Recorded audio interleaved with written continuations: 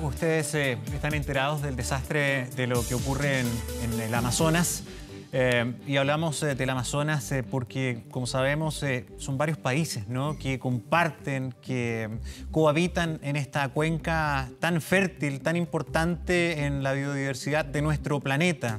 Está con muchos incendios Brasil, pero también está pasando lo mismo en Paraguay, en zonas del Perú, de Bolivia. Hemos conocido cosas bien impactantes, pero más anecdóticas, como que Sao Paulo quedó a oscuras por el humo.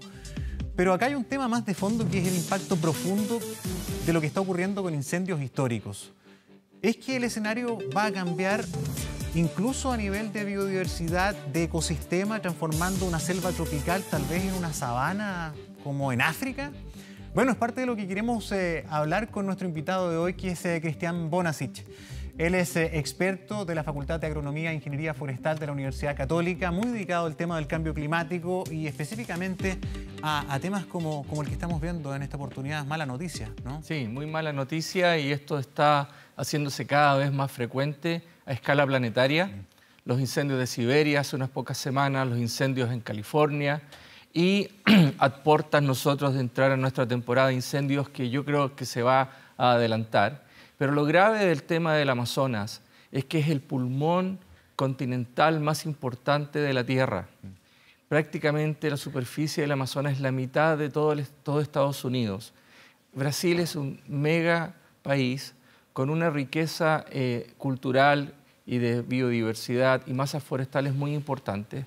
A partir del año 2013 se comenzaron a tomar estadísticas más fidedignas con satélites por el Instituto de Investigación Espacial de Brasil, y entender un poco mejor lo que estaba pasando con la dinámica del fuego, de abrir terrenos para ganadería y posteriormente... Eso es un hecho, ¿eh? Eso es un hecho que ha sido por décadas, siempre ha sido así. No es que Bolsonaro esté botando los bosques este año para dárselos a los ganaderos. Todos los años... Esto viene pasando hace años. Ha pasado por décadas. La forma en la que se ha ido abriendo terrenos en Brasil, primero pasó en la Mata Atlántica, que eran todos los bosques valiosísimos y de alta diversidad que había en la zona más de la costa, más cercana al Atlántico, donde hoy día tenemos a Río, a Sao Paulo. Todo eso eran selvas muy ricas y muy importantes, y se fueron quemando durante el siglo XIX y el siglo XX, abriendo terrenos a la agricultura. Y hoy día tenemos esta tragedia y este fenómeno tan preocupante, porque la Tierra está en este momento en un punto de quiebre, el planeta como un todo, y la importancia del Amazonas es crucial. Sí. Cuando nosotros hablamos del pulmón del planeta, parecen como conceptos así medio de cuentos, pero hay que asustarse, ¿no? En el sentido de qué significa que el pulmón del planeta o que esta buena porción de bosques, de selva tropical, desaparezcan. ¿Qué significa en el contexto actual del calentamiento global? ¿Significa, por ejemplo, profesor, que en poco tiempo más esto generaría un alza de temperatura? Bueno, más aún de lo que ya estamos evitando, supuestamente con el compromiso de los países, pero que estamos ahí con un desafío tremendo para tratar de evitar que suba la temperatura. Yo creo que la humanidad, y nosotros también somos un actor relevante por nuestro liderazgo en Latinoamérica y por nuestras políticas que quieren mejorar la situación. La humanidad tiene que ocuparse de este problema, y no en 10 años más ni en 15 años más, desde ahora y desde antes. Y en ese sentido es muy importante la COP25 que viene ahora en Chile, donde se van a discutir los temas relacionados con el cambio climático. Pero la gente no debe confundir que la problemática no es solo el cambio climático, que está causado por el ser humano, sino que estamos en la era denominada del antropoceno, donde nosotros hemos cambiado el destino de la Tierra como una especie que ha sido capaz de modificar todo, prácticamente todo. Incluso se están encontrando trazas de plástico en los glaciares en el Polo Sur. Entonces es un problema mucho más completo y complejo que el cambio climático solamente, y todos estos incendios forestales, que hay aproximadamente 73.000 incendios en este momento, prácticamente todos causados intencionalmente para abrir terreno para ganadería, están contribuyendo a acelerar el cambio climático y el calentamiento de la Tierra. Las proyecciones del Panel Intergubernamental de Cambio Climático, y esto hay que decirlo con claridad, son proyecciones donde se llegan a cifras de consenso en la comunidad científica y no a las cifras más alarmantes que realmente hoy día estamos viendo están ocurriendo. ¿Qué podría pasar, así, para entenderlo súper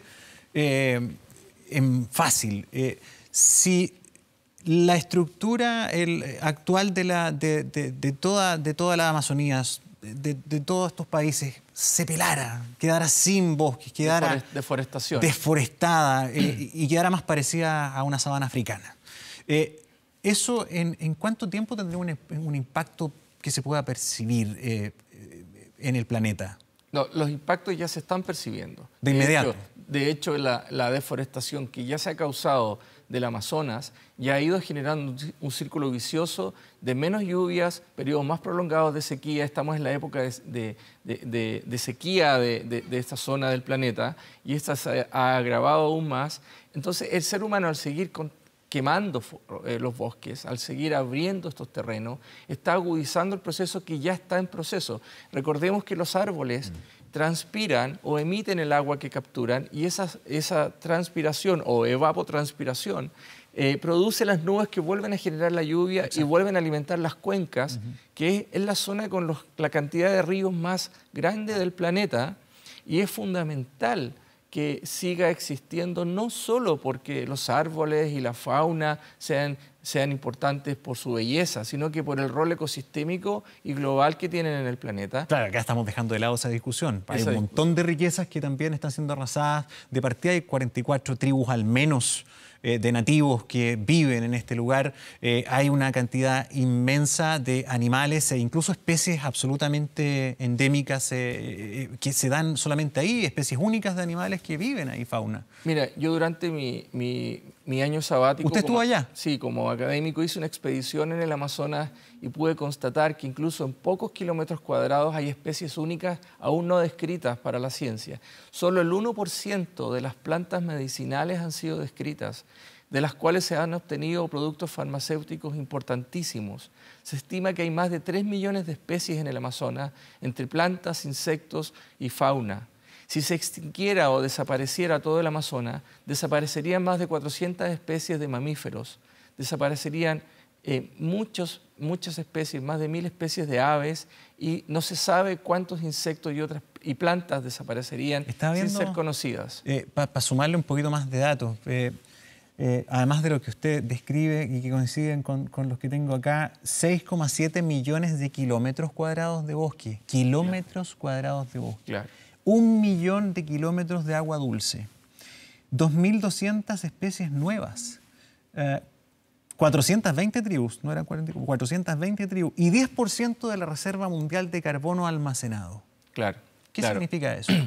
El tema del almacenamiento del carbono es muy crítico porque a diferencia de los bosques templados, como los que hay en Siberia o los que tenemos en el sur de Chile, el carbono acumulado en los bosques amazónicos está en la superficie.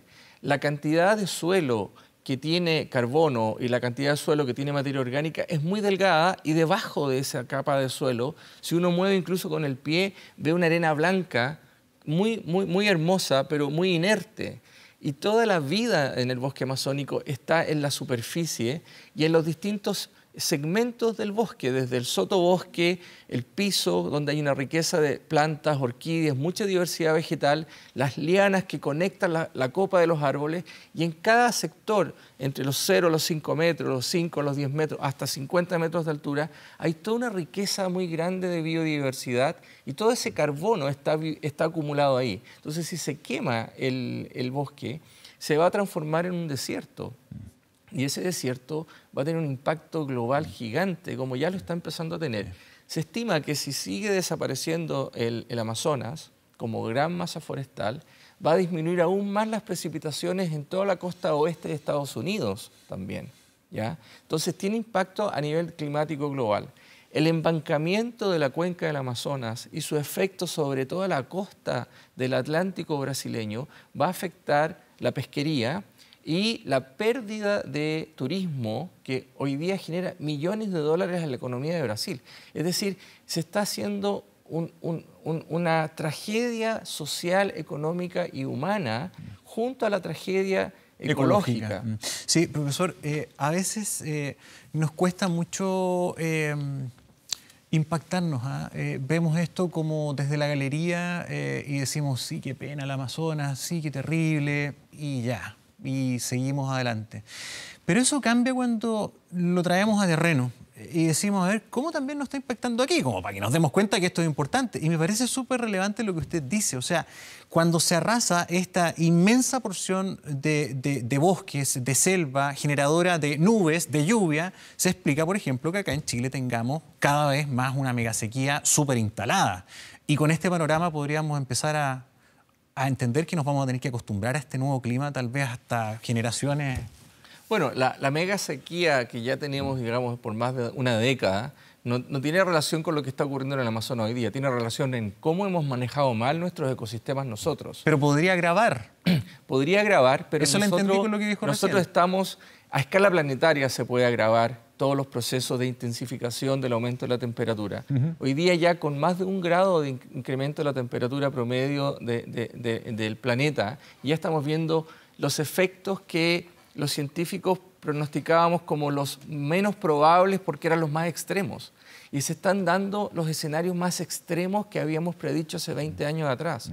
Nosotros hace más de 20 años atrás tenemos un documento que se llama el Libro Azul de las Naciones Unidas, donde estaban las líneas y las tendencias de emisión de CO2, y estamos cumpliendo el escenario más pesimista o el más peligroso para la forma de vida que tenemos hoy día como humanidad. No significa que la vida en el planeta va a desaparecer, significa que puede cambiar tan drásticamente que van a haber migraciones masivas. Y hablemos de la pobreza y el círculo vicioso de pobreza que se está generando en Brasil con la destrucción medioambiental. Eso va a generar presión de aumento de la gente a las ciudades y también de emigración de gente buscando otros lugares que sean económicamente más estables. Sí. Mira, hay un problema serio que tenemos que darnos cuenta y una crítica constructiva a todos los gobiernos del planeta y sobre todo a nuestro gobierno. El día en que los ministerios de Hacienda sienten en una mesa a ecólogos como nosotros al lado de los economistas y veamos una nueva forma de hacer la economía y el desarrollo del país, vamos a poder tener más oportunidades de trabajo, una mejor calidad de vida y vamos a poder salir adelante.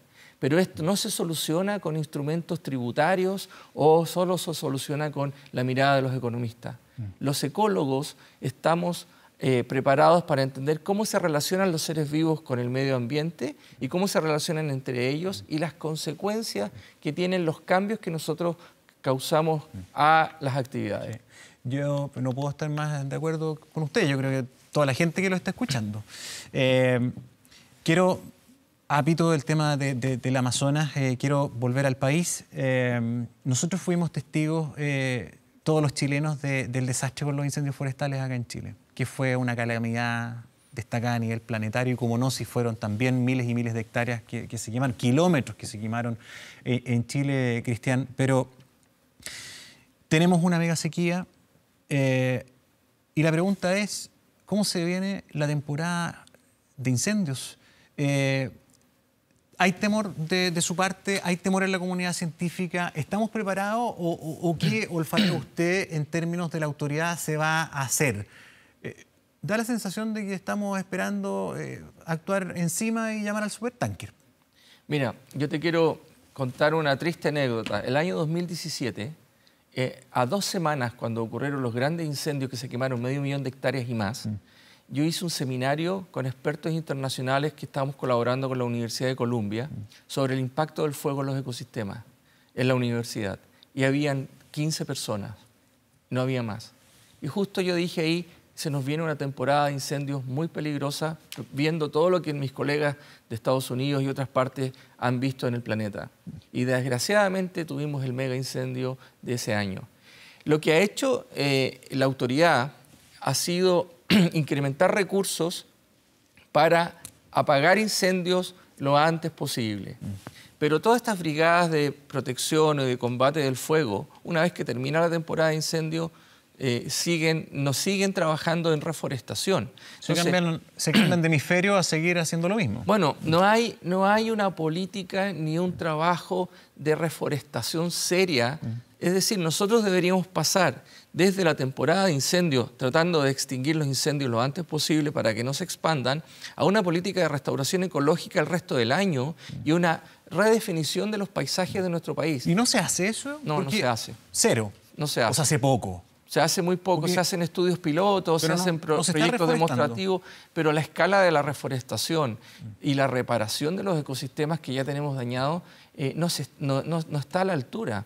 Y esas serían fuentes de trabajo y serían fuentes de mejorar la calidad de vida de la gente. Y lo otro es que plantar, oiga, porque también hablamos mucho cuando fueron los incendios de que habían especies que eran muy poco amigables con el ambiente, de alto consumo de napas, de agua, en circunstancias que ya deberíamos pensar en cambiar nuestras especies por especies más eficientes, por peumos, por pimientos, por espinos, por diversas especies que usted conoce mucho mejor, que consumen mucho menos agua. Mira, nosotros como Ingeniería Forestal UC trabajamos en estrecha colaboración con científicos del Instituto Forestal, por ejemplo, y conversaba el otro día con el subdirector del Instituto Forestal, el doctor Hans Gross, de que en Santiago, por ejemplo, vamos a tener que empezar a plantar árboles que están hoy día en peligro de extinción en Atacama, en La Serena, en Coquimbo, ¿cierto? Tenemos que empezar a pensar en el algarrobo y otras especies que están adaptadas a la sequía. Los peumos, los boldos se están muriendo en esta zona por la mega sequía que estamos experimentando.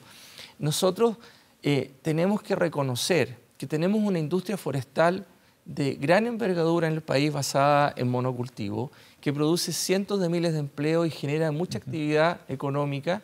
Y también tenemos que reconocer que tenemos un bosque nativo con especies muy valiosas que hoy día la gente las corta y las mete a una cocina a leña y no las estamos utilizando en una forma inteligente. Entonces, aquí no hay una dicotomía o plantaciones de pino o proteger el bosque nativo. Tenemos que buscar un acuerdo de generar las mejores opciones para los lugares del territorio donde sería eficiente plantar más pinos y otros donde es importante reconstituir los ecosistemas naturales y generar otras opciones de uso del bosque también. Maderas que son más nobles, que podemos vender procesadas a un mejor precio. La construcción en madera con edificios en altura, con construcción en madera, etc.